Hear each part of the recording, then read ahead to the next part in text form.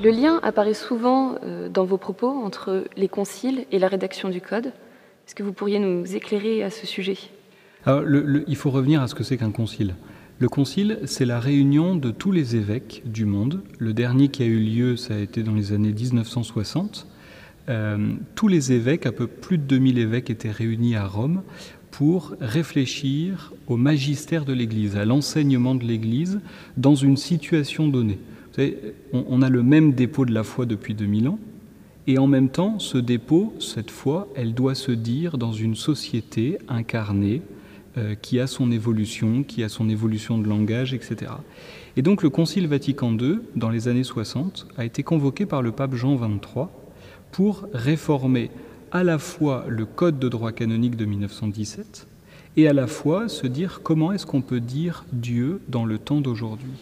Et donc le lien entre le Concile et le Code, c'est justement ce lien entre l'enseignement de l'Église et sa traduction juridique en termes d'organisation ecclésiale. Comment est-ce que cette foi se dit et comment elle est vécue au sein d'une communauté, comment elle est régulée au sein d'une communauté.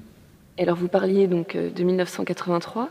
Quelle est la particularité du Code de 1983 ?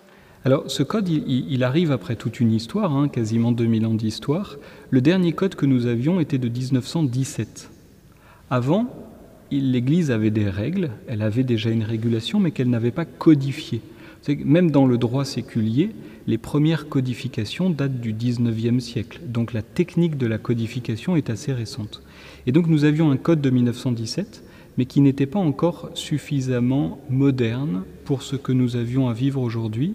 Et donc Jean XXIII, le pape Jean XXIII, a voulu réformer ce code, et le Concile Vatican II des années 1960 a abouti à ce code promulgué en 1983 par le pape Jean-Paul II. Mais ça n'est pas nécessairement le dernier code, puisque le temps va avancer, l'Église va évoluer, et du reste, le pape François a encore réformé quelques canons de ce code dernièrement. Et alors, y a-t-il eu des principes directeurs à la rédaction de ce code ? Oui, après le Concile, les évêques ont voulu donner des principes directeurs à ceux qui allaient faire le travail de rédaction du code. Il y a eu une commission de rédaction, et les principes directeurs ont été au nombre de 10. Je vous en cite quelques-uns, mais vous pourrez les retrouver dans la préface du Code, qui est avec la loi de promulgation en 1983, qu'on trouve sur Internet. Un des premiers principes, c'est que le Code doit être de nature juridique. C'est un vrai code, c'est un vrai droit. Il doit avoir les principes du droit et les principes d'interprétation du droit. Ça donne des clés herméneutiques, des clés de compréhension. Ensuite, ce Code, il a aussi une visée pastorale, c'est-à-dire que le but de l'Église, c'est pas d'abord de réguler. Le but de l'Église, c'est de sauver. C'est ce qu'on appelle le salut des âmes, c'est de donner ce salut. Donc c'est le dernier canon du Code, mais c'est aussi un des principes directeurs de ce Code.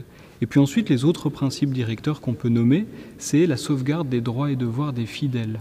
La hiérarchie n'a pas à tout faire, n'a pas à tout réguler. Et c'est pour cela que, pour sauvegarder ces droits et ces devoirs des fidèles, il y a des procédures. Le Père Bruno vous en parlera en 3e et 4e semaine. Ces procédures, elles doivent être très précises parce que la procédure permet justement de sauvegarder ses droits et ses devoirs. Et puis ensuite, il y a des principes directeurs qui concernent la territorialité de l'Église, comment elle va s'organiser. Il y a des principes directeurs qui vont concerner la hiérarchie, quels vont être les différents niveaux d'hiérarchie de l'Église, etc., etc. Encore une fois, vous les retrouvez dans la préface du Code.